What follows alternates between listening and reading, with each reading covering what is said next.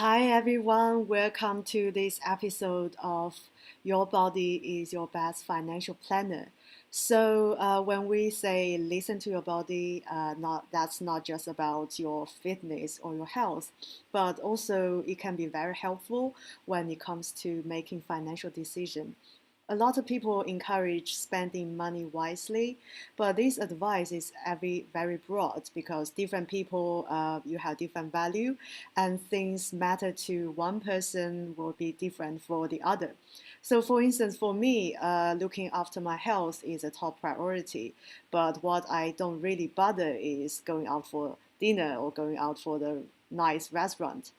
So I think for this instance, you all we need to do is prioritize what we want the most and where our values are. So one thing, of course, by listening to your guts and listening to your body. One great exercise you can start doing, practicing this listening to your body trick, that is print out your last month or even last 2 weeks bank statement and go through each of the expenses items. Which one made your body feel great, feel expanded, or which ones make you feel cringe, or you don't even want to recall the memory. So have a go and look at the bank statements.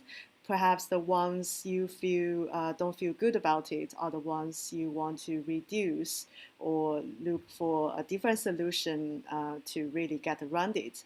But the ones that make you feel your body feel expanded, then that's probably the ones make you feel happy. So from there, you can really listen to your body and really enjoy your money. Okay, so I hope you find this one useful. Of course, we will have other episode of Your Body is Your Best Financial Planner. And I hope you have a wonderful day and hope to speak to you soon. Bye now.